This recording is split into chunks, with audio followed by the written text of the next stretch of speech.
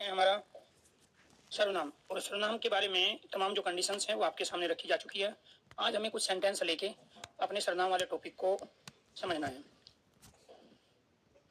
हर तरह के क्वेश्चंस की वैरायटी हो चुकी है, लेकिन एक क्वेश्चन बचा है सर्वनाम का, और वो है जब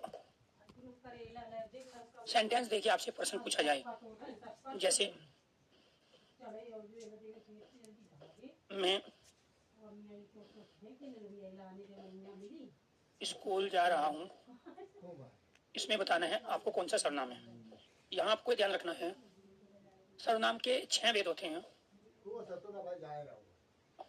और सर्वनाम के इन 6 भेदों में हमारा एक पहला भेद है पुरुषवाचक सर्वनाम। तो पुरुषवाचक सर्वनाम के लिए आपको एक टाइप करना है। दूसरा है निजवाचक सर्वनाम। निजवाचक सर्वनाम के लिए आपको 2 टाइप करना है। तीसरा है निश्चयवाचक सर्वनाम। निश्चयवाचक सर्वनाम के लिए आपको 3 टाइप करना है। और चौथा है अनिश्चयवाचक सर्वनाम। अनिश्चयवाचक सर्वनाम। और 5वां है प्रश्नवाचक सर्वनाम। प्रश्नवाचक सर्वनाम। और 6ठा है संबंधवाचक सर्वनाम। संबंधवाचक सर्वनाम। तो ये 6 सर्वनाम हैं। आपको जब भी सेंटेंस पूछा जाए, आपको इनमें से जो भी सही लगे उसके नंबर आपको टाइप करने हैं, ना कि नाम लिखना है। उसमें आपकी आसानी भी रहेगी आपको और समय भी बचेगा। तो पहला सेंटेंस आपको बताना है 6 सर्वनामों में से किसका है, मैं स्कूल जा रहा हूँ। दूसरी चीज आपको ध्यान रखना है, पुरुषवाचक सर्वनाम 3 प्रकार का होता है। उनमें से एक होता है उत्तम पुरुष, मध्यम पुरुष और अन्य पुरुष। अगर ये पुरुषवाचक है तो पुरुषवाचक में ये उत्तम पुरुष है, मध्यम पुरुष है या फिर अन्य पुरुष है, ये भी आपको लॉजिकली इसका आंसर देना है। मैंने पहले उत्तर दिया था।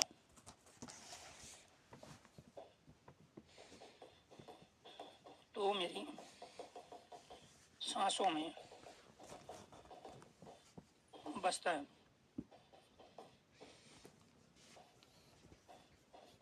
मैं तुम्हें छोड़ूंगा नहीं।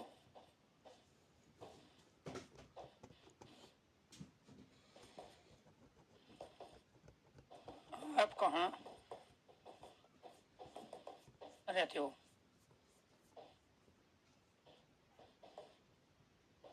आपका नाम क्या है? आप अपने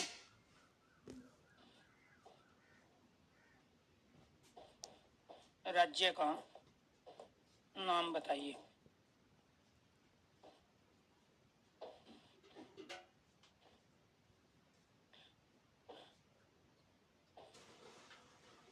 यह स्कूल क्यों नहीं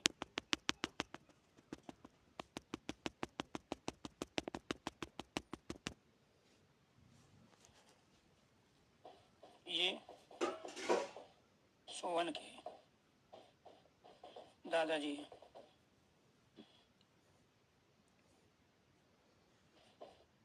वे राधा की कार।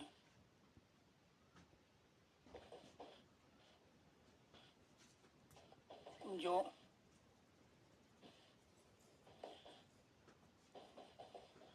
परिश्रम करेगा वह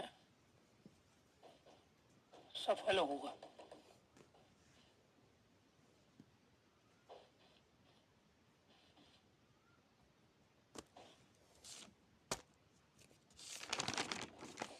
यह आदमी बहुत परिश्रमी है, मेहनती है।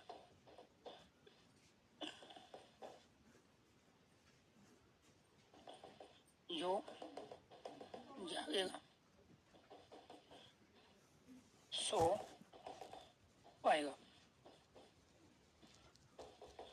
जो सोएगा वह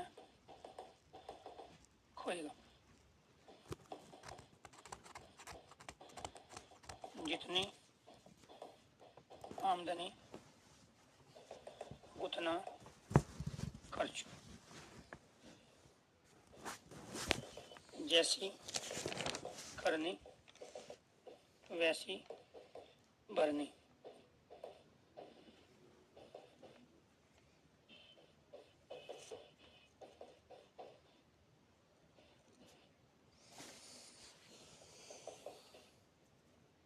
जो पढ़ेगा वह नौकरी पा जाएगा।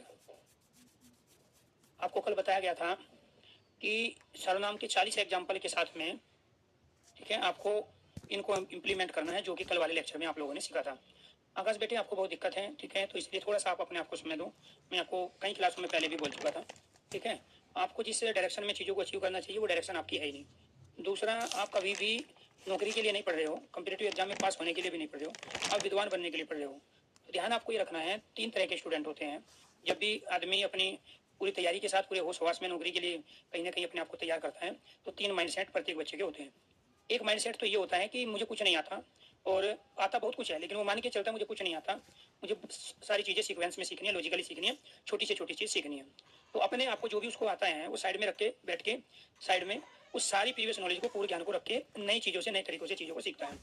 दूसरा स्टूडेंट ये होता है कि उसने पहले कहीं भी कोई थोड़ा बहुत पढ़ा होता है, बिना लॉजिक के, बिना सीक्वेंस के, बिना उदाहरण कॉन्सेप्ट को डेवलप किए, उसको बीच बीच में चीज़ें याद आ जाती है जब भी टीचर पढ़ाता है। वो ना तो पुरानी चीज़ों को छोड़ पाता है और नई चीज़ सीख पाता है। आप उन्हीं में से हो। तीसरा स्टूडेंट वो होता है जो पहले वाली चीज़ के साथ नई चीज़ों को जोड़ के सीख लेता है, जो पहले से, हाँ ठीक है ये बात तो, लेकिन ये बात मुझे आज नहीं पता चली है, ये बात मैंने आज पहली बार सीखी है। तीसरा स्टूडेंट वो होता है। इनमें से ध्यान ये रखना है कि जो तीसरा स्टूडेंट है सिलेक्शन ये लेता है, बाकी नहीं ले पाते। तो इसीलिए आपको ये ध्यान रखना है, किसी भी किताब में, किसी भी यूट्यूब चैनल में, किसी भी टीचर ने आज तक सर्वनाम के 40 एग्जाम्पल नहीं दिया होंगे। 40 एग्जाम्पल देके तो वो पूरी हिंदी खत्म कर देते हैं, क्योंकि यहाँ एग्जाम्पलों को लिखने में, समझाने में, बोर्ड को भरने में अच्छे को पसीना आता है। ठीक है, किताबों से आदमी 4 एग्जाम्पल रट लेगा, ठीक है, किताबों के माध्यम से जो पढ़ाएगा उससे बढ़िया तो ये है कि आप किताबों से पढ़ लो। तो यहाँ सारी चीजें वो हैं। इसमें प्रीवियस क्वेश्चन पेपर भी आ गए, जितने लास्ट ईयर या इससे पहले तमाम एग्जामों में पूछे। इसमें भी तमाम क्वेश्चंस की वैरायटी है, जो भी किसी भी एग्जाम में आज तक पूछी गई है या पूछी जा सकती है। आपने कल जो क्लास ली थी सर्वनाम की, उसमें बेसिक चीजें से आपने शुरू किया कि सर्व क्या है, नाम क्या है जी। तो आपको ये ध्यान रखना है, उन्हीं चीजों को आज हमें क्या करना है, इंप्लीमेंट करना है इन तमाम एग्जाम्पलों पर। तो कल आपको बताया गए कि सर्वनाम क्या है, सर्वनाम के कितने भेद होते हैं, और सर्वनाम की क्या क्या स्टेटमेंट है। अब ये सर्वनाम के जो 6 भेद हैं, ये इन 6 भेदों के एग्जाम्पल है 40। और ये भी बताया गया कि पुरुषवाचक में कौन सा सर्वनाम आएगा, निजवाचक में कौन सा, निश्चय, अनिश्चय, प्रश्नवाचक और संबंधवाचक में कौन सा सर्वनाम आएगा। ठीक है, तो आपको ये सारे के सारे सेंटेंस में से बताना है कि ये किसके एग्जाम्पल है। आपको 1 2 3 4 5 6 टाइप करना है, इनके नाम नहीं लिखने हैं क्योंकि उसमें समय लगेगा। और साथ के साथ जो सही है, अच्छी बात है, उसका लॉजिक जानो। और लॉजिक के साथ साथ दूसरी चीज आपको ये भी बताना है कि आखिरकार किस कंडीशन की वजह से ये सर्वनाम पुरुषवाचक बना और किस कंडीशन की वजह से कोई सर्वनाम निश्चयवाचक या संबंधवाचक बना। मैं स्कूल जा रहा हूँ, तो यहाँ आपको ध्यान रखना है, मैं का प्रयोग हम पुरुषवाचक में करते हैं। पुरुषवाचक में हम 5 सर्वनामों का प्रयोग करते हैं, एक मैं का, तू का, आपका, यह का और वह का। इसमें से मैं उत्तम पुरुष है, और उस उत्तम पुरुष के मैं से आपको ध्यान रखना है दोस्तों, यहाँ पर जो सर्वनाम बनते हैं, ये जो मैं होता है, इसी में से, ये तो हमारा मूल सर्वनाम है। ये क्या है, मूल सर्वनाम। मूल सर्वनाम या छोटे से छोटा सर्वनाम होता है जिसमें कारक चिन्ह लगाकर हम यौगिक सर्वनाम बनाते हैं। इसी में से मेरा भी बनता है, मेरा, मेरी, मेरा, मेरी, मेरे, मुझे, मुझको, ठीक है, मुझ में। तो ये सब कारक चिन्ह है, ये जो हमने प्रयोग किया ना, मैं को, रे, रा, ये सब कारक चिन्ह है। तो ये जो सर्वनाम होते हैं, इन सर्वनामों को कहते हैं हम यौगिक सर्वनाम। ये कौन से सर्वनाम होते हैं, ये यौगिक सर्वनाम होते हैं जो मूल सर्वनाम में कारक चिन्ह लगा के बनाए जाते हैं। ये क्या कहलाते हैं, यौगिक सर्वनाम। तो ये मूल सर्वनाम है। और ये जो सर्वनाम है हमारे, ये सारे के सारे क्या है, पुरुषवाचक सर्वनाम है। तो पुरुषवाचक सर्वनाम के अंतर्गत आपको कल वाली क्लास में बताया गया 3 सर्वनाम आते हैं। क्लियर। जैसे इसमें से हमने एक ले लिया, ये उत्तम पुरुष के रूप में। ये किस रूप में लिया, उत्तम पुरुष के। इसमें से ही प्यारे दोस्तों आपको ध्यान रखना है, बहुवचन में हम का प्रयोग करते हैं। तो ये जो मैं होता है हमारा, इसका प्रयोग कर रहे हैं हम एक वचन में, और हम का प्रयोग कर रहे हैं हम बहुवचन के लिए। एक के लिए मैं, 2 या 2 से अधिक के लिए हम का प्रयोग करेंगे बहुवचन में। ये भी यहाँ आपको ध्यान रखना मूल सर्वनाम है। और इससे कौन कौन से सर्वनाम बन जाएंगे, इससे सर्वनाम बनेंगे हमने, हमें, हमको, हमारे, हमारी, हमारा, हमसे। इनके कारक चिन्ह लगाते रहेंगे हम। तो ये हमने, हमें, हमको, हमारे, हमारी, हमारा, हमें से, ये सब क्या और भी बन जाएंगे इनसे। तो ये हमारे दोनों के दोनों सर्वनाम, मैं भी और हम भी, ये दोनों के दोनों सर्वनाम हमारे कौन से हैं? ये उत्तम पुरुष के सर्वनाम हैं। ये किसके हैं? उत्तम पुरुष।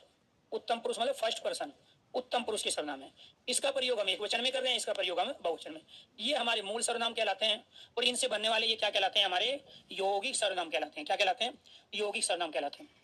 ऐसे ही हम तू का प्रयोग करते हैं। किसका प्रयोग करते हैं? तू का प्रयोग। अब इस तू से क्या बनेगा? तू से बन जाएगा तुम, तुमने, या तुम्हें, तुम्हारा, तुम्हारी, तुम्हारे, तुमने, तुमको, तुमसे, ये सारे के सारे इसके यौगिक सर्वनाम बन गए। और ये तू क्या है? ये तू मध्यम पुरुष का सर्वनाम है। ऐसे ही हम आपका प्रयोग करते हैं, ये मैं कल बता चुका हूं। ये जो आप हैं, इसी से बन जाएगा आपने, आपको, आपसे, आपके लिए, आपके लिए, आपका, आपकी, और आपके, आप पे, ठीक है, एनीथिंग। ये दोनों के दोनों सर्वनाम हमारे कौन से हैं? ये मध्यम पुरुष के सर्वनाम है। ये तो योगी सर्वनाम हुए सारे, और ये दोनों के दोनों सर्वनाम किस क्या कहलाए? हमारे मध्यम पुरुष सेकंड पर्सन। तो इनका प्रयोग हम किस लिए कर रहे हैं? इनका प्रयोग कर रहे हैं हम मध्यम पुरुष के रूप में। और ये मध्यम पुरुष क्या है? पुरुषवाचक सर्वनाम का दूसरा भेद, मध्यम पुरुष। और एक तीसरा होता है हमारा यह और वह। ये यह वह क्या कहलाते हैं? ये यह वह दोनों के दोनों कहलाते हैं अन्य पुरुष। क्या कहलाते हैं? अन्य पुरुष। और इन्हीं से बनते हैं ये और वे। यह वह तो मूल सर्वनाम है, इन्हीं से ये वे, इन्होंने, उन्होंने, उन्हें, उनसे, ये सारे के सारे बनते हैं।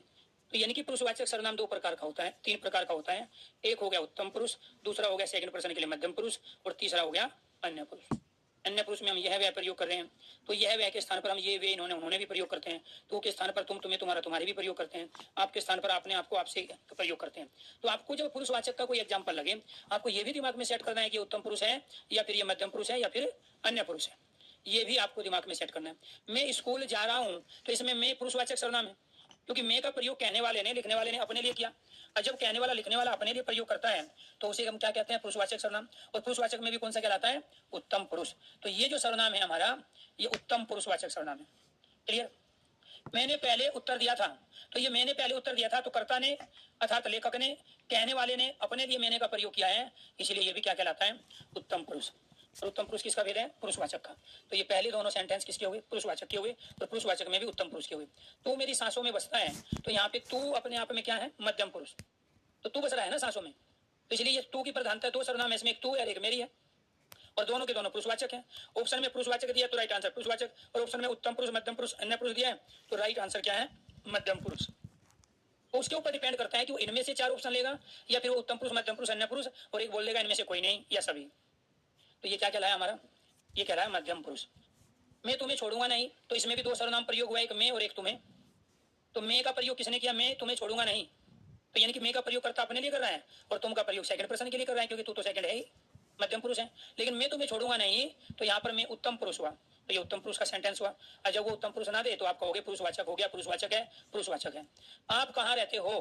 तो मैंने आपका प्रयोग अपने लिए नहीं किया, अपने लिए करता तो निजवाचक होता। मैं आप लोगों से पूछ रहा हूँ कि आप कहाँ रहते हो, तो मैंने आपका प्रयोग सेकंड पर्सन के लिए किया, जो मेरे सामने उनके लिए किया, जो मेरे से पढ़ रहे हैं मैंने उनके लिए किया। तो आप क्या कहलाए यहाँ पे? सेकंड पर्सन, मध्यम पुरुष, अर्थात पुरुषवाचक सर्वनाम। बहुत सारे बच्चे गलती क्या करेंगे? प्रश्नवाचक चिन्ह देखेंगे, प्रश्नवाचक लगा देंगे सर्वनाम, क्योंकि एक सर्वनाम प्रश्नवाचक सर्वनाम भी होता है। तो यहाँ चिन्हों से सर्वनाम नहीं पहचाने जाएंगे।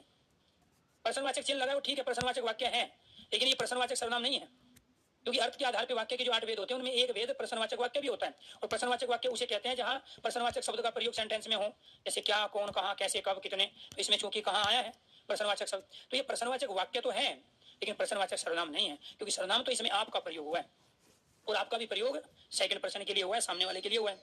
तो पुरुषवाचक और पुरुषवाचक में भी मध्यम पुरुष। आपका नाम क्या है? तो यहाँ जो ये आपका है, ये सेकंड पर्सन के लिए, मैं आपसे पूछ रहा हूँ कि आपका नाम क्या है, तो ये भी मध्यम पुरुष, पुरुषवाचक। आप अपने राज्य का नाम बताइए, तो यहाँ पे आपका प्रयोग सेकंड पर्सन के लिए होगा। मैं एक सेंटेंस को बोल रहा हूँ, या आप मेरे से पूछोगे, तो फिर आप उस आपका प्रयोग मेरे लिए करोगे कि सर आप कौन से राज्य के रहने वाले हो। तो यहाँ आपका प्रयोग सेकंड पर्सन के लिए हुआ, इसीलिए 1 से लेकर 7 तक के सारे सेंटेंस पुरुषवाचक के हैं। अगर इतनी बात समझ में आ गई है, एक बार सारे स्टूडेंट ओके कीजिए, यस कीजिए, उसके बाद फिर आगे बढ़ेंगे। Thank you, thank you. देखो जैसे जैसे हम हिंदी सारी कंप्लीट कर लेंगे दोस्तों, अभी तो आपने बहुत सारी चीज़ें देख चुके हैं, बहुत सारी चीज़ें अभी आनी बाकी है। जब हम 50 से 60 क्लास हिंदी की ले लेंगे तो किसी भी स्टेट का कोई भी एग्जाम, चाहे वो 12th पास हो, ग्रेजुएशन पास हो या पोस्ट ग्रेजुएशन पास कोई भर्ती आई हो, उसमें जो भी हिंदी पूछी गई है तो आपको ध्यान रखना है प्यारे दोस्तों, सारे का सारा आप कवर करोगे। अभी जैसे एमपी पटवारी है, उसका नोटिफिकेशन जारी हो चुका है, किसी भी स्टेट का कैंडिडेट उसमें अप्लाई कर सकता है, वहाँ भी हिंदी का अच्छा खासा रोल है। ठीक है, इसके बाद फिर एमपीएसआई आ जाएगा, राजस्थान एसआई आएगा, इसके बाद यूपीएसआई आ रहा है। ग्रेजुएशन जिनकी है उनको एक नहीं 5-5 मौके मिल रहे हैं 2023 में भर्ती होने के, 5-5 मौके। और ये सारी बड़ी भर्ती है ना कि इसमें 200, 400, 500 वैकेंसी हजारों की संख्या में, लेकिन आप अपने को तैयार करोगे तब ना, इसीलिए आपको ध्यान। हाँ बिल्कुल, एसएससी जीडी के एग्जाम की डेट आ गई है। आपको हम शुरू से ही बोलते रहे थे, जब आप चिल्लाते थे सर जी नवंबर में दिसंबर में एग्जाम हो जाएगा, नहीं जनवरी में होगा। ठीक है, अब जनवरी में होगा, कुछ बच्चों का फरवरी में भी होगा, तो आपको ये ध्यान रखना है। लेकिन मैं अभी भी कह रहा हूँ, मुझे एक चांस और लग रहा है कि डेट थोड़ी सी पोस्टपोन हो जाए। एसएससी वालों की अपनी पूरी तैयारी है कंपनी के थ्रू, लेकिन रीजन क्या है, जो फार्म गए हैं उसकी स्क्रूटनी नहीं हो पाएगी इतनी जल्दी। वो ठीक है, उन्होंने कैलेंडर में मेंशन किया हमें जनवरी में एग्जाम को जो डेट दी है उसके आधार पर तैयारी करनी, हमें एक्स्ट्रा मौका मिल जाता है 15-20 दिन का, तो अच्छी बात है। क्योंकि जो फार्म गए हैं तो उनकी स्क्रूटनी इतने कम समय में कोई भी संस्था नहीं कर पाएगी। तो उस आधार पे मैं कह रहा हूँ कि एसएससी जीडी की एक बार और जो है डेट पोस्टपोन होगी, लेकिन आप वो दिमाग में ना मान के वो टाइम आप रिवीजन में ले जाना, आप अपने आप को जनवरी के हिसाब से तैयारी करो जो फिलहाल डेट दे दी है। तो जो भी एसएससी जीडी वाले बच्चे हैं तो उनको भी लॉजिकली सारी चीज सीखनी। ध्यान ये रहे, आपको यहाँ कहने की पूछने की जरूरत नहीं है। आपको किसी भी एग्जाम के लिए जिन चीजों की नीड है कि सिलेबस पहले होना चाहिए, हो जाएगा। ठीक है, पीडीएफ मिलनी चाहिए, वो भी मिल जाएगी। हमारी प्रैक्टिस करा देना सर, वो भी हो जाएगी। लेकिन सब कुछ टाइम पे होगा, फिक्स है। यहाँ जितना भी काम हो रहा है ना सारा प्लानिंग के थ्रू हो रहा है। कब बच्चे को कौन सी चीज में इन्वॉल्व करना है और कब कौन सी बच्चे को क्या चीज सिखानी है और किस चीज के बाद कौन सी चीज होना है ताकि बच्चे ज्यादा से ज्यादा फायदा ले, वो पहले से फिक्स है। वो आपके कहने से नहीं होगा सर जी ये करा दो, सर जी वो टॉपिक करा दो, सर जी ये टॉपिक बचा है, सर जी इस टॉपिक को तुम्हें समझ में नहीं आया, उसमें क्वेश्चन गलत होते हैं, पहले वो पढ़ा दो। ऐसे नहीं होगा, सारी चीजें यहाँ सीक्वेंस में चलेगी। और टाइम से पहले सिलेबस, टाइम से पहले प्रैक्टिस, वो सारी चीज होगी तभी आप पेपर में जाओगे। अब जब हमारा काम है, वो एक्सपीरियंस है हमारे पिछले 15 सालों से, तो ऑफलाइन में पढ़ा रहे हैं, 4 साल से ऑनलाइन में पढ़ा रहे हैं, तो हमें तो पता है ना कि हमें किस चीज को किस हिसाब से लेके आगे बढ़ना है ताकि वो सारी चीजें टाइमली पूरी हो जाए। तो ये सारे के सारे क्या थे, पुरुषवाचक सर्वनाम के भेद थे। अब आगे देखो क्या है, यह है स्कूल क्यों नहीं जाता। अब बच्चे क्या गलती करें, क्यों आ गया प्रश्नवाचक चिन्ह लगा, प्रश्नवाचक सर्वनाम, क्योंकि ऑप्शन में तो है प्रश्नवाचक सर्वनाम, लेकिन क्यों तो है ही नहीं यहाँ सर्वनाम, क्यों तो यहाँ केवल प्रश्नवाचक शब्द है। यहाँ सर्वनाम क्या है, सर्वनाम यहाँ यह है। तो यह है स्कूल क्यों नहीं जाता, तो यह कौन है, मोनू है, सोनू है, कुछ क्लियर ही नहीं है। इसका मतलब क्या हुआ, थर्ड पर्सन। थर्ड पर्सन मतलब अन्य पुरुष। तो आपको ये ध्यान रखना है, थर्ड पर्सन मतलब क्या है, अन्य पुरुष हो गया। वह बीमार नहीं था, वह कौन, मोहन, सोहन, कुछ क्लियर ही नहीं है। तो जब कहने वाला किसी दूसरे व्यक्ति से बात कर रहा हो और तीसरे के विषय में बात चल रही हो, तो वो जो तीसरा होता है, यह, वह, ये, वे कहलाते हैं अन्य पुरुष। ये भी पुरुषवाचक का ही भेद है। तो इसीलिए यहाँ पर यह क्या है, थर्ड पर्सन। वह बीमार नहीं है, ये भी थर्ड पर्सन है। भाई वह बीमार नहीं, कुछ क्लियर नहीं, संज्ञा के स्थान पे लाए ना। जब भी संज्ञा के स्थान पे यह, वह, ये, वे सर्वनाम का प्रयोग होता है तो समझ लो वो अन्य पुरुष है, अर्थात पुरुषवाचक सर्वनाम है। भाई संज्ञा सर्वनाम की परिभाषा क्या है, इनका प्रयोग हम संज्ञा के स्थान पे करते हैं। तो यहाँ पे ये, वे, यह, वे संज्ञा के स्थान पे तो है, यहाँ पता ही नहीं ये, वे, वह, यह मोनू है, सोनू है, धर्मेंद्र है, जितेंद्र है, तेजिंदर है। तो यहाँ पर ये बहुत परिश्रम करते हैं और ये कौन, क्लियर नहीं। वे हमेशा खेलते रहते हैं, वे कौन, क्लियर नहीं। हम किन बच्चों की बात कर रहे हैं, ये यहाँ पर यह, वे, वह, यह, ये सारे के सारे हम प्रयोग कर रहे हैं संज्ञा के स्थान पे। और इनका चारों का हमने प्रयोग किया थर्ड पर्सन। मेरे और आपके बीच में बात हो रही है कि यह स्कूल क्यों नहीं जाता, मेरे और आपके बीच में बात हो रही है वह बीमार नहीं है, लेकिन वह कौन, थर्ड पर्सन। ये बहुत परिश्रम करते हैं। मेरे और आपके बीच में बात हो रही है किसी तीसरे के बारे में, वे हमेशा खेलते रहते हैं। मेरे और आपके बीच में बात हो रही है किसी तीसरे के बारे में। भाई जब आप आपस में परिवार में मम्मी पापा मिलके या बहन भाई आपस में मिलके पड़ोसियों के बारे में बात करेंगे, तो उनमें से जो भाई है वो फर्स्ट पर्सन है और जो उसकी सिस्टर है वो सेकंड पर्सन है, पड़ोसी हो गए थर्ड पर्सन। तो हम ऐसी तो बात करेंगे ना कि ये ऐसे नहीं मानेंगे। ठीक है, इनको तो अलग तरीके से समझाना पड़ेगा। तो ये सब क्या हो गया, वो थर्ड पर्सन के लिए प्रयोग किया। पानी स्वतः बह जाएगा, तो ये यहाँ से लेके यहाँ तक सारे के सारे क्या थे, पुरुषवाचक सर्वनाम। ये सारे के सारे क्या थे, पुरुषवाचक सर्वनाम। और इधर भी ये सारे के सारे क्या थे, पुरुषवाचक। ये सारे के सारे क्या थे, पुरुषवाचक सर्वनाम के उदाहरण थे। क्लियर। तो पुरुषवाचक को आपने कंप्लीट किया यहाँ पे 11 सेंटेंस की। पानी स्वतः बह जाएगा, यहाँ जो ये स्वतः शब्द आया है ये एक निपात है, संस्कृत का निपात है जिसका अर्थ होता है आप, अपने आप, स्वयं, खुद।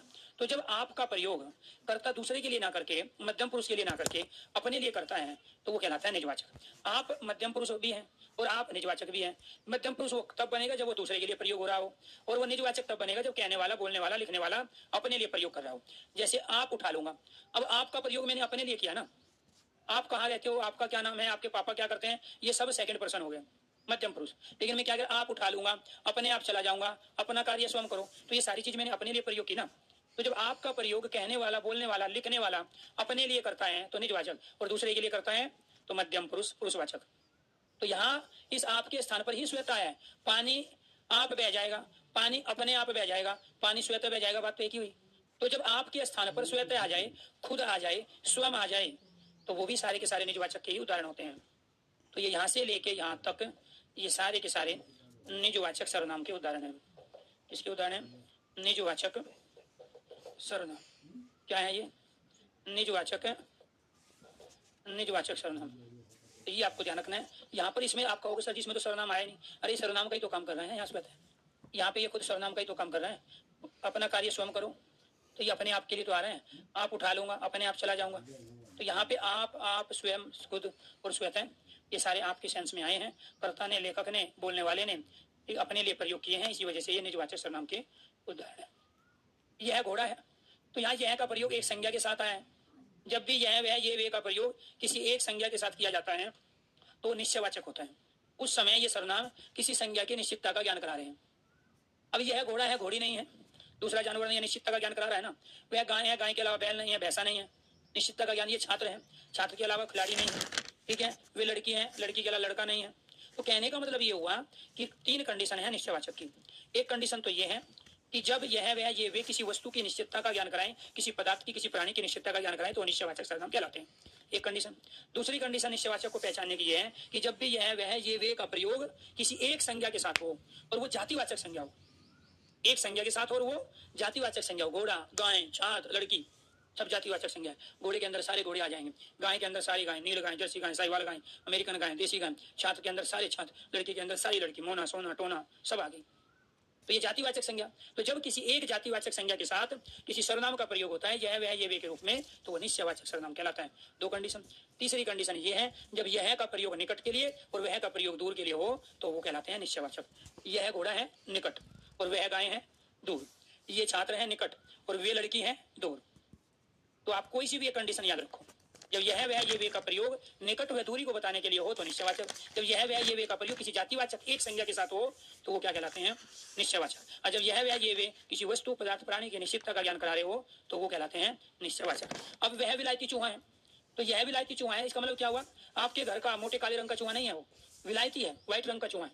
विलायत में व्हाइट रंग के चूहे पाए जाते हैं, विदेशी चूहा है। आपके घर में जो काले मोटे चूहे घूमते रहते हैं वो नहीं है। इसका मतलब विलायती चूहे की निश्चितता का ज्ञान करा रहे हैं।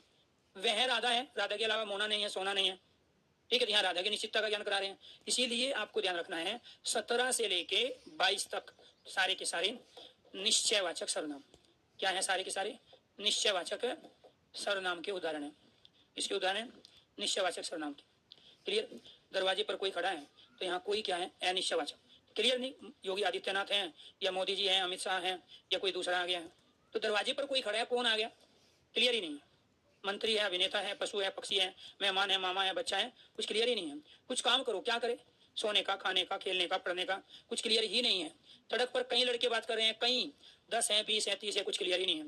इसी वजह से ये तीनों के तीनों सेंटेंस अनिश्चयवाचक, निश्चितता का ज्ञान ही नहीं हो रहा है। अनिश्चयवाचक सर्वनाम। तो जब भी किसी सर्वनाम से किसी वस्तु, पदार्थ की निश्चितता का ज्ञान ना हो तो उसको अनिश्चयवाचक सर्वनाम कहते हैं। तो यहाँ पे कोई, कुछ और कई, ये क्या है? अनिश्चयवाचक सर्वनाम है। इनसे हमें किसी भी वस्तु की निश्चितता का ज्ञान नहीं हो रहा है, अर्थात तो इसीलिए आपको ध्यान रखना है। तो जिनसे हमें किसी वस्तु की निश्चितता का ज्ञान ना हो वो अनिश्चयवाचक सर्वनाम कहलाते हैं। और अनिश्चयवाचक सर्वनाम में हम कोई, कुछ और कई का प्रयोग करते हैं। दाल में कुछ काला है तो ये कुछ क्या है? अनिश्चयवाचक। अब कुछ है दाल में काला, लेकिन वो कुछ क्या है? कुछ क्लियर नहीं है। दही में कुछ पड़ा है, मक्खी पड़ी है, मच्छर पड़ा है, चीनी पड़ी है, नमक पड़ा है, कुछ क्लियर ही नहीं है। तो ये क्या कहलाया? आपके घर पर कोई आया है, आपका मामा है, आपका दोस्त आया है, आपका ठीक है रिश्तेदार आया है, आपका पड़ोसी आया है, कोई क्लियर ही नहीं है। तो यहाँ पे कुछ, कौन और कोई, ये क्या कहलाए? अनिश्चयवाचक। तो जब कोई सर्वनाम किसी वस्तु, पदार्थ की निश्चितता का ज्ञान न करा पाए तो उसको अनिश्चयवाचक सर्वनाम कहते हैं। और उस अनिश्चयवाचक सर्वनाम में कुछ, कोई और कई आते हैं। कोई का प्रयोग एक के लिए करते हैं और कई का प्रयोग बहुवचन के लिए करते हैं। और कुछ क्या है आपको ध्यान रखना है यहाँ पे? अनिश्चितता। क्लियर? तो आप खाने में क्या लोगे, तो ये क्या क्या है यहाँ? प्रश्नवाचक सर्वनाम और प्रश्नवाचक चिन्ह भी लगा। जब क्या का प्रयोग निर्जीव के लिए हो तो उस कंडीशन में वो प्रश्नवाचक शब्द ना होके निर्जीव के लिए हो, तो उस कंडीशन में वो प्रश्नवाचक शब्द ना होके सर्वनाम का काम करता है। देखो तो कौन आया है, तो जब कौन का प्रयोग सजीव के लिए हो, सजीव के लिए हो तो उस कंडीशन में वो प्रश्नवाचक शब्द नाम के सर्वनाम का काम करता है। तो आप खाने में क्या लोगे? जो भी लोगे निर्जीव लोगे, जिंदा तो उठा के किसी को खा नहीं जाओगे। तो इसीलिए यहाँ क्या का प्रयोग निर्जीव के लिए हुआ है, इसलिए प्रश्नवाचक सर्वनाम है। देखो तो कौन आया, कोई भी आएगा, पशु आए, पक्षी आए, आदमी आए, या कोई भी आए तो सजीव ही होगा। मान के चलो कहते हैं आपके गेट पे कौन आया है, आपके घर पर कौन आया है, तो यहाँ जैसे कह रहा देखो तो कौन आया, तो कोई भी आएगा सजीव आएगा ना। तो इनकी जिसमें जीवन होगा और जिसमें जीवन नहीं होगा वो निर्जीव। क्या? तो जब क्या का प्रयोग निर्जीव और कौन का प्रयोग सजीव के लिए हो तो वे कहलाते हैं प्रश्नवाचक सर्वनाम। क्लियर? दरवाजे पर कौन है, तो कोई भी दरवाजे पे खड़े होगा, सजीव होगा, तो इसीलिए यहाँ कौन का प्रयोग सजीव के लिए होगा। इसीलिए यहाँ से लेके यहाँ तक ये सारे के सारे कहलाएं प्रश्नवाचक सर्वनाम कहलाए। ये सब प्रश्नवाचक सर्वनाम है। ये सोवन के दादाजी है। जब ये का प्रयोग एक संज्ञा के साथ होता है तो निश्चयवाचक, और जब संज्ञा के स्थान पे होता है तो पुरुषवाचक, और जब दो संज्ञा के साथ होता है तो संबंधवाचक। इसी लॉजिक को समझो, सबसे ज्यादा ये पूछा जाता है। भाई अगर मैं कहूँ ठीक है ये कहाँ जा रहे हैं, तो ये अपने आप में थर्ड पर्सन हुआ, पुरुषवाचक कहलाया। और मैं कहूँ कि ये सोहन है, इतना ही कहूँ बस, ये सोहन है, तो ये कह रहा है यहाँ निश्चयवाचक। लेकिन जब मैं कह रहा हूँ कि ये सोहन के दादाजी हैं, तो ये का प्रयोग हमने दो संज्ञा के साथ किया, एक सोहन और एक दादाजी। दादाजी यहाँ जातिवाचक संज्ञा है, सोहन व्यक्तिवाचक संज्ञा है। तो जब ये वे का प्रयोग दो संज्ञाओं के साथ हो तो वे संबंधवाचक सर्वनाम कहलाते हैं।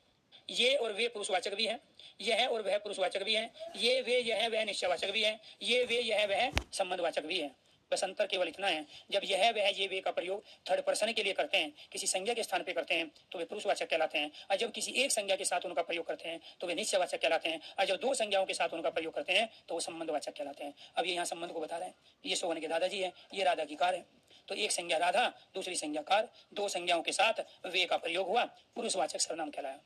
और जब एक संज्ञा के साथ आएगा, एक संज्ञा गाय, एक संज्ञा घोड़ा, एक संज्ञा छात्र, एक संज्ञा लड़की, जब एक के साथ आएगा, अगर मैं ये कह रहा हूँ कि वह राधा है, तो यहाँ वह राधा है तो क्या कहलाया?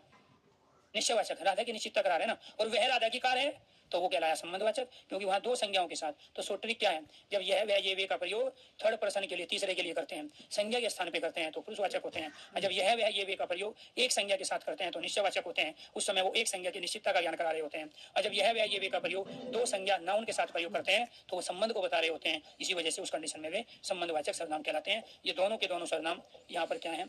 संबंधवाचक है। और जो इस चीज को समझ गया वही भर्ती होने के लायक हो गया। संबंधवाचक है सर्वनाम। आपसे वो यही तो पूछ रहा है, इतने आसान क्वेश्चन थोड़े पूछता है आपसे। वो यही पूछ रहा है कि आप कब पुरुषवाचक होगा, आप कब निजवाचक होगा, यह वह ये वे कब पुरुषवाचक हो गए, कब निश्चयवाचक होंगे और कब संबंधवाचक होंगे। यही तो लॉजिक था। जो परिश्रम करेगा वह सफल होगा, तो वह के स्थान पे हम यहाँ सो का भी प्रयोग कर सकते हैं। जो परिश्रम करेगा सो सफल होगा।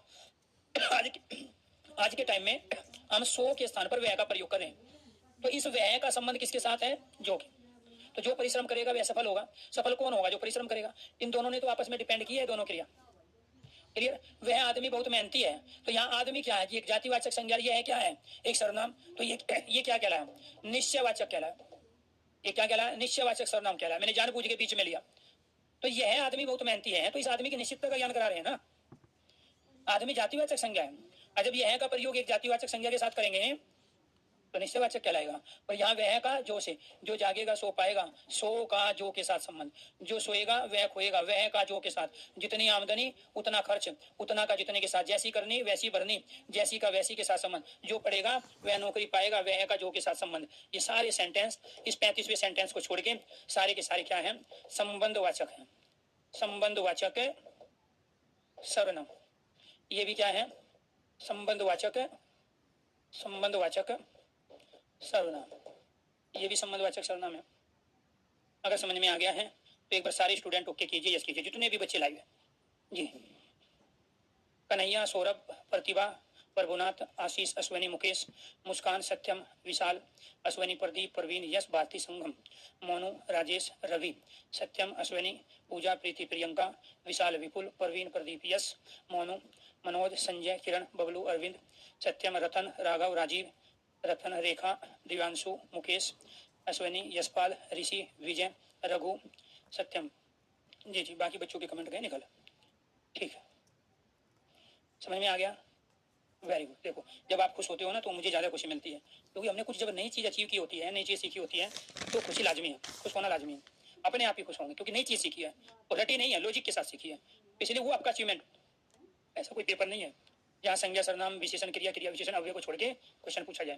डायरेक्ट पूछेगा तो इस टॉपिक को, या इस टॉपिक के आधार पे दूसरे में ले लेगा, रिक्त स्थान में लेगा, पैराग्राफ में ले लेगा, ठीक है, शुद्ध अशुद्ध वाक्य के रूप में ले लेगा। चलो अच्छी बात है। पूनम आज पहली बार लाइव क्लास ले रही है, बाकी रिकॉर्डिंग सुनती है। चलो जी, मजा आ गया, बहुत अच्छा, thank you thank you thank you thank you thank you, बहुत बढ़िया, क्लियर। आगे बढ़े। तो ये सारे के सारे हमने किसके स्थान पे प्रयोग किए, जो और सो। संबंधवाचक सर्वनाम में दो सर्वनाम बताए थे ना आपको, एक बताया था जो, दूसरा बताया था सो, और फिर आपको कहा था कि आजकल हम सो के स्थान पर वह का प्रयोग करें, ठीक है, very good, thank you Lucky, thank you thank you. Umesh, Lucky, Govinder, Yash, Ratan, Arvind, Bharti जी।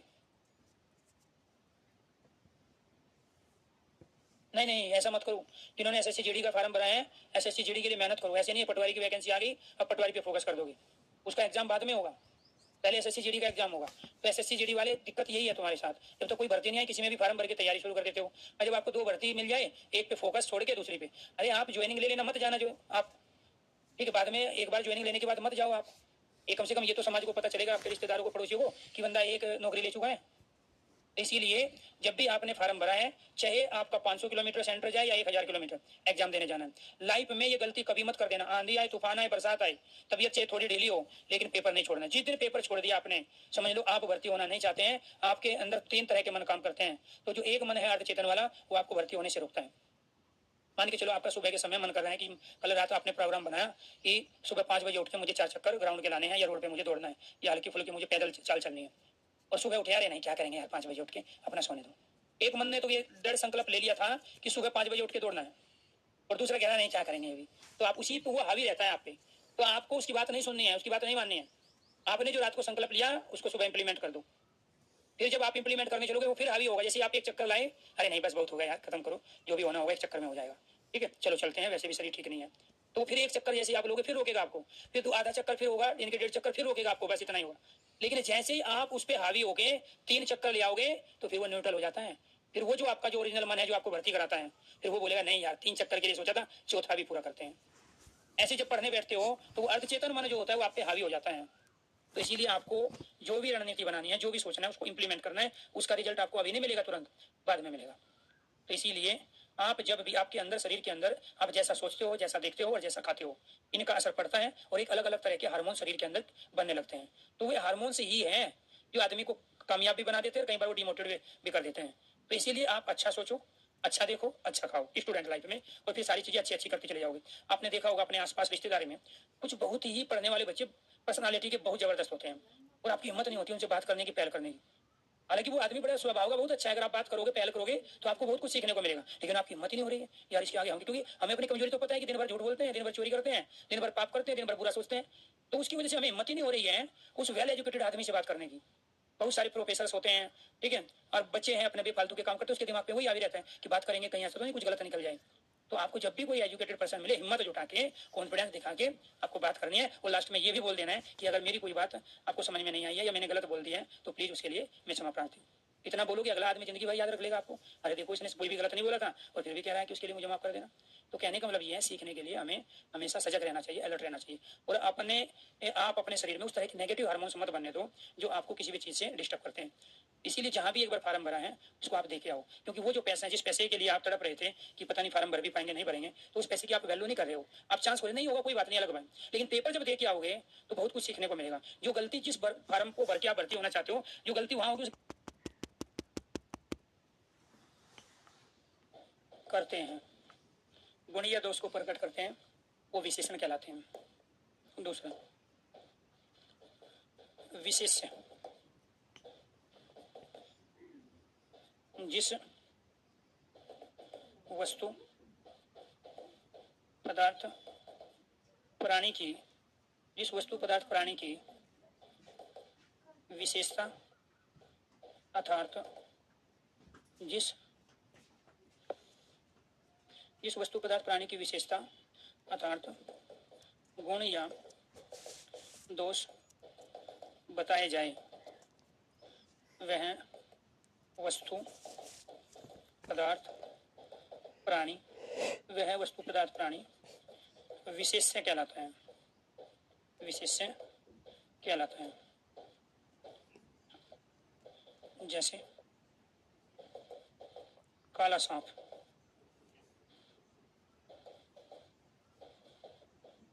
लंबा आदमी, सुंदर स्त्री। अब इनमें क्या है, ये विशेषण है, ये भी विशेषण है क्योंकि इससे विशेषता प्रकट हो रही है, और ये भी विशेषण है। जो बच गया वो विशेष है। ये क्या है, सांप विशेष है, यहाँ आदमी क्या है, विशेष है, और स्त्री क्या है, विशेष है। तो विशेषण केवल गुणों को ही नहीं बताता, दोष को भी बताता है। विशेषण गुणों को ही नहीं बताता, दोष को भी बताता है। जैसे भला आदमी और बुरा आदमी, क्लियर। अच्छा बालक, शैतान बालक। तो आपको ये ध्यान रखना है, इसमें ये भला क्या है, गुण है, और ये आदमी क्या है, गुणी है। इसमें ये क्या है, बुरा, दोष है, और ये क्या है, ये यहाँ गुणी है, और ये अच्छा क्या है, गुण है, और ये बालक क्या है, ये गुणी है, जिसके अंदर वो गुण है, और ये दोष है। तो इसके बाद में यानी कि विशेषण विशेष्य को हम गुण गुणी भी कह सकते हैं। गुणी वो कहलाता है जो उस गुण को धारण करता है। भलाई किसके अंदर है, आदमी के अंदर। बुराई किसके अंदर है, आदमी के अंदर। अच्छाई किसके अंदर है, बालक के अंदर। शैतानी किसके अंदर है, बालक के अंदर। ऐसे हम उद्दंड बालक भी कह सकते हैं, शैतान बालक कह सकते हैं।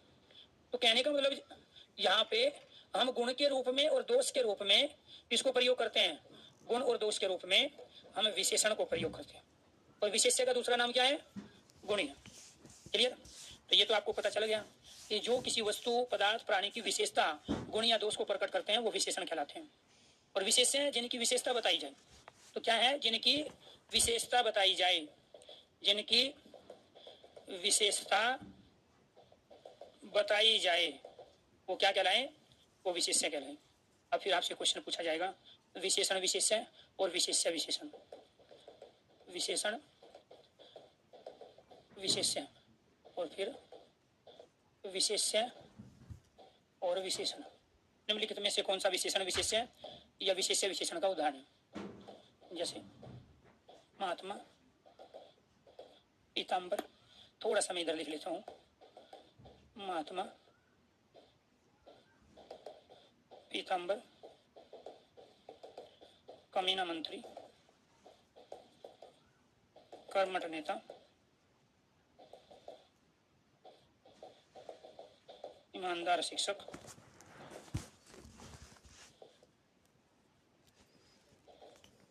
बहादुर सिपाही। ये सब विशेषण विशेष्य के उदाहरण हैं। कई बार हम क्या करते हैं, नरोत्तम, पुरुषोत्तम, कठोर हाथ, तो ये सब क्या है, हाथ कठोर। अब इसमें ध्यान रखना है, ये जो नर है ना, ये नर और उत्तम से मिलके बना है, और ये पुरुष और उत्तम से मिलके बना है। तो इसमें हमने विशेषण बाद में लिया और विशेष से लिया पहले। ऐसे यहाँ हाथ और ये क्या है, यहाँ कठोर, तो इसमें विशेषण क्या है, बाद में है, और विशेष से क्या है, पहले। ऐसे ये जो शब्द क्या है, महान आत्मा, ऐसे ये पीत पीला और अंबर, ऐसे यहाँ कमीना मंत्री, ऐसे यहाँ कर्मठ, कर्मठ नेता। तो यहाँ आपको ध्यान रखना है, ये सारे के सारे हमारे विशेषण हैं और ये सारे के सारे विशेष हैं। तो कई बार क्वेश्चन ये पूछा जाता है, इसमें से विशेषण विशेष है या फिर विशेष्य विशेषण का उदाहरण बताइए, निम्नलिखित में से कौन सा है। क्लियर। तो ये क्या है, हमारे विशेषण और विशेष्य। अगर यहाँ तक चीजें समझ में आई है तो आप एक बार सारे स्टूडेंट ओके कीजिए, यस कीजिए। और इसके बाद हम पढ़ेंगे यहाँ विशेषण के भेदों के बारे में। विशेषण के भेद, विशेषण के 4 भेद होते हैं। विशेषण के 4 भेद होते हैं। उन 4 भेदों में एक भेद होता है, विशेषण के कितने भेद है, 4 भेद। एक भेद होता है हमारा गुणवाची विशेषण, दूसरा भेद होता है संख्यावाची विशेषण, तीसरा भेद होता है परिमाणवाची विशेषण और चौथा भेद होता है सार्वनामिक विशेषण। सार्वनामिक विशेषण, चौथा क्या है? सार्वनामिक विशेषण। ये चार भेद होते हैं। निम्नलिखित में से कौन सा विशेषण का भेद है, कौन सा विशेषण का भेद नहीं है? इनमें से जो आ जाए वो विशेषण का भेद है, और इनको छोड़ के जो आए वो विशेषण का भेद नहीं है। तो ये थे हमारे विशेषण के भेद, जिनके बारे में चर्चा करेंगे कल वाली क्लास में। आज के लिए इतना ही। सभी दोस्तों को नमस्कार। प्रीति, उपेंद्र, अजय, सत्यम, आकाश, राम।